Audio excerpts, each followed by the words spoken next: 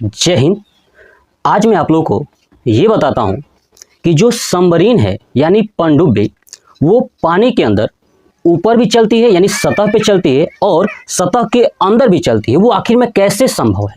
तो चलिए इसको जानने से पहले आपको सबसे पहले इसका कॉन्सेप्ट समझना होगा कि आखिर में जो पनडुब्बी है वो किस कॉन्सेप्ट पे चलती है।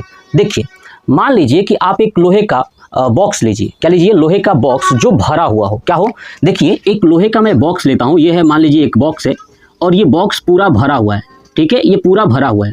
इस बॉक्स को अगर मैं पानी में डालता हूँ, है ना, पानी के अंदर डालता हूँ, तो ये पूरा बॉक्स पानी के अंदर डूब जाएगा। क्या हो जाएगा, पूरा ये सतह पर चला जाएगा।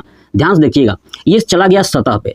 तो हमने क्या किया, हमने देखा कि अगर एक बॉक्स है लोहे का, ठीक है, अगर उस लोहे के बॉक्स के पूरा लोहा से भरा हुआ हो, ठीक है, पूरा लोहा ही, अंदर एक भी जगह खाली नहीं है, उसको अगर पानी के सतह पे रखा जाता है तो कहाँ चला जाता है, नीचे की तरफ।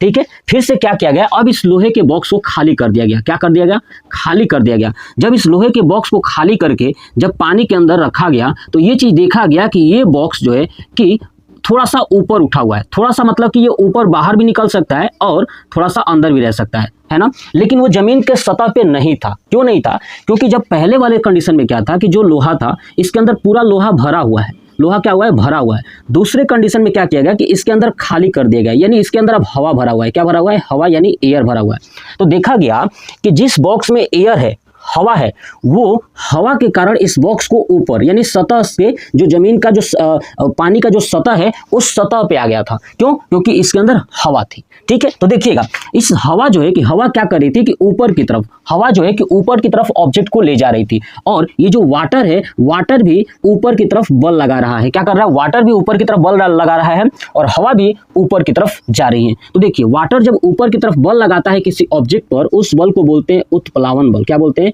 उत्प्लावन बल। याद रखिएगा, उत्प्लावन बल। ठीक है, और ये जो वस्तु है इसका कुछ ना कुछ भार होगा। वो भार कहाँ है, वो नीचे की तरफ है ना। इसका भार कहाँ है, नीचे की तरफ। देखिए यहाँ पे आप देखेंगे कि ये जो वस्तु है इसमें ज्यादा मात्रा में लोहा था, बहुत ज्यादा लोहा था, पूरा भरा हुआ था, इसलिए यहाँ पे इस वस्तु का भार क्या है, ज्यादा है। वस्तु का भार क्या है, ज्यादा है। और जब वस्तु का भार है तो जो जल है, जल के द्वारा जो लगाया गया उत्प्लावन बल था वो क्या हो गया, कम हो गया। यानी यहाँ पे क्या हो गया, उत्प्लावन बल क्या हो गया, उत्प्लावन बल कम हो गया, है ना। यहाँ पे उत्प्लावन बल क्या हो गया, तो कम हो गया। और यहाँ पे क्या हो गया, उत्प्लावन बल ज्यादा हो गया। तभी तो नीचे वाला बल जो है कि वस्तु को ऊपर की तरफ धक्का दे रही है और वस्तु क्या है, खोखली है। जब वस्तु खोखली है तो इसका भार क्या हो गया, कम हो गया। इसका भार क्या हो गया, कम हो गया। अब भार कम हो गया खोखला के कारण, तो उत्प्लावन बल ज्यादा हो गया, जिसके कारण वस्तु जो है, ठीक है, ऑब्जेक्ट जो है कि पानी के सतह पर तैरने लगी। ठीक है, या जमीन की जो सतह है उससे ऊपर की तरफ उठी हुई है। यानी हमने देखा कि दो कंडीशन,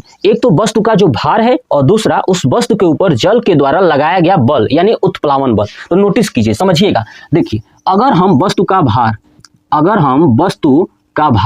ना, अगर वस्तु का भार ज्यादा हो जाए, इससे उत्प्लावन बल से, उत्प्लावन बल से अगर वस्तु का भार अगर ज्यादा हो जाता है उत्प्लावन बल से, उस कंडीशन में वस्तु डूब जाएगी। क्या हो जाएगी, डूब जाएगी। याद रखिएगा, ये बात समझ में आ रहा है, वस्तु डूब जाएगी।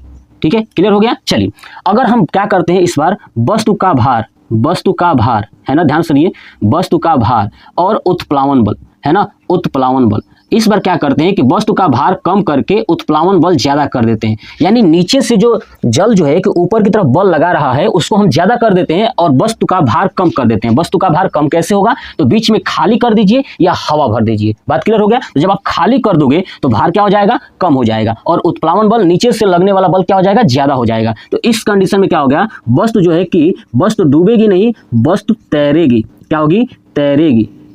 याद रखिएगा, वस्तु तैरेगी, यानी वस्तु डूब नहीं सकती है, वस्तु आकर के तैरेगी। ठीक है, और कैसे तैरेगी ये समझिएगा ध्यान से। तो वस्तु जो है कि एकदम ऊपर तैरेगी आराम से, उसका जितना सतह आप जितना उसके अंदर जितना भार कम करोगे उसी के अकॉर्डिंग ये तैरेगी। अगर मान लीजिए कि हमने इसमें से ज्यादा हवा इसमें क्या कर दिया, ज्यादा खाली जगह कर दिया, तो वस्तु ज्यादा ऊपर तैरेगी। क्यों, क्योंकि उसका खाली जगह ज्यादा है, तो खाली जगह ज्यादा है तो भार कम हो गया, है ना। अगर खाली जगह कम कर देंगे, मतलब इसमें और कुछ सामान भर देंगे, जब सामान भर देंगे तो भार बढ़ जाएगा। अब भार बढ़ जाएगा तो थोड़ा सा डूब जाएगी। बात क्लियर हो गया। लेकिन अब समझिए, अगर वस्तु का भार है ना, अगर वस्तु का भार, ठीक है, अगर वस्तु का भार और उत्प्लावन बल, ध्यान रखिएगा, अगर वस्तु का भार और उत्प्लावन बल अगर दोनों बराबर हो जाए, क्या हो जाए, दोनों बराबर हो जाए, यानी नीचे से लगने वाला बल और वस्तु का भार दोनों बराबर हो जाए, तो उस कंडीशन में क्या हो गया, डूब कर तैरेगी। क्या होगा, डूब कर, यानी डूबती हुई तैरेगी। अब डूबती हुई कैसे तैरती है, तो समझिए, आप एक जग लीजिएगा और जग को ना पूरा पानी से भर दीजिएगा, है ना, पूरा पानी से भर दीजिएगा।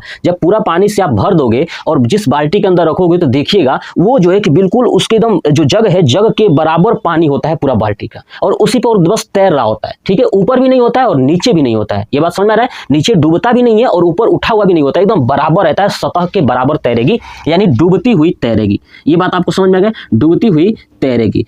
अब जो है कि जो हमारा पनडुब्बी है, क्या है, पनडुब्बी। अब जो पनडुब्बी है यानी सबमरीन है, वो इसी कॉन्सेप्ट पर कार्य करती है ना। क्या किया जाता है कि जो पनडुब्बी होती है, पनडुब्बी की एक बात करें तो पनडुब्बी का जो स्ट्रक्चर है ऐसे बनाया जाता है। ठीक है, ये है पनडुब्बी। ये पनडुब्बी जो आप देखोगे तो पनडुब्बी के बीच में ये जो है कि खाली जगह होता है। क्या होता है, बीच में खाली जगह होता है, जिसको बोलते हैं बैलेंस टैंक। क्या बोलते हैं, बैलेंस टैंक। तो जो पनडुब्बी होता है, पनडुब्बी में क्या होता है, बीच में बैलेंस टैंक। अब ये जो बैलेंस टैंक का काम क्या है, एक्चुअली बैलेंस टैंक में क्या होता है कि जब इसके अंदर पानी भर दी जाती है तो इस पूरे पनडुब्बी का भार बढ़ जाता है। क्या हो जाता है, बढ़ जाता है। तो बैलेंस टैंक में, ये बैलेंस टैंक क्या होता है, पूरा खाली होता है। तो जब इसके अंदर पूरा भार, अगर पानी इसमें भर जाती है बैलेंस टैंक में, तो ये पूरा पनडुब्बी का भार क्या होता है, बढ़ जाता है। याद रखिएगा इस बात को कि जो बैलेंस टैंक है, बैलेंस टैंक में अगर पानी भर जाता है तो भार बढ़ जाता है। अगर इस बैलेंस टैंक के अंदर पानी खाली कर दिया जाए, क्या कर दिया जाए, पूरा पानी अगर खाली कर दिया जाता है तो उस सिचुएशन में भार जो है कि क्या हो जाता है, कम हो जाता है। ठीक है, ये दो पॉइंट्स याद रखिएगा कि पनडुब्बी के अंदर बीचों बीच में एक बैलेंस टैंक होता है जो इसके भार को बराबर बराबर डिवाइड कर देता है बीच में। जब इसके अंदर पानी भरेगा तो इसका भार बढ़ जाएगा, और जब इसमें से पानी निकाल दिया जाएगा तो भार कम हो जाएगा। तो देखिए, जब इसमें पानी भर दिया जाता है ना, जब इसके अंदर पानी भरा जाता है तो इसका भार बढ़ जाता है। हमने क्या देखा कि जब वस्तु का भार ज्यादा होगा तो उत्प्लावन बल क्या हो जाएगी, कम हो जाएगी, और जब कम हो जाएगी तो पनडुब्बी डूब जाएगी। क्या हो जाएगी, डूब जाएगी, और डूब के ही अंदर रहेगी। ये बात क्लियर हो गया, और डूबती हुई चलेगी। अब इसके पीछे लगाया गया होता है क्या चीज, फैन लगा होता है, जो कि बहुत तेज रोटेट करता है, जो पनडुब्बी को आगे की तरफ धक्का दे करके ले जाता है। तो वस्तु क्या होती है, पनडुब्बी डूब जाती है। दूसरा देखिए, अब क्या किया जाता है कि जब पनडुब्बी को ऊपर लाना होता है ना, ऊपर लाना होता है, तो इस टैंक को क्या किया जाता है, इस बैलेंस टैंक से पानी को निकाल करके हवा भर दिया जाता है। क्या भर दिया जाता है, हवा भर दिया जाता है। और जब ये हवा भरा जाता है तो सोचिए इसका भार क्या हो जाएगा, पनडुब्बी का कम हो जाएगा। जब भार कम होगा यानी वस्तु का भार क्या हो जाएगा, तो कम हो जाता है, तो उत्प्लावन बल ज्यादा, यानी नीचे से लगने वाला बल ज्यादा हो जाता है। जब नीचे से लगने वाला बल ज्यादा होगा तो उस समय वस्तु तैरेगी, उस समय क्या होगी, वस्तु तैरेगी। तो ये पनडुब्बी जो है ऊपर उठ के तैरने लगती है। तो आपको एक बात समझ में आ गया कि जो पनडुब्बी है वो कैसे पानी के अंदर जो है कि अंदर भी चली जाती है, डूब भी जाती है, यानी सबमरीन कैसे डूब जाती है, और वही सबमरीन पानी के सतह पर आकर कैसे चलती है। तो पूरा कॉन्सेप्ट आपको समझ में आ गया। ठीक है, ये जो सिद्धांत था, ये सिद्धांत एक वैज्ञानिक ने दिया था, जिस वैज्ञानिक का नाम था आर्किमिडीज। याद रखिएगा, क्या नाम था, आर्किमिडीज। आर्किमिडीज ने ये सिद्धांत बताया था किसके बारे में, इस उत्प्लावन बल के बारे में। ठीक है, तो आपको ये कॉन्सेप्ट कैसा लगा, कमेंट बॉक्स में कमेंट करके बताइएगा। जय हिंद।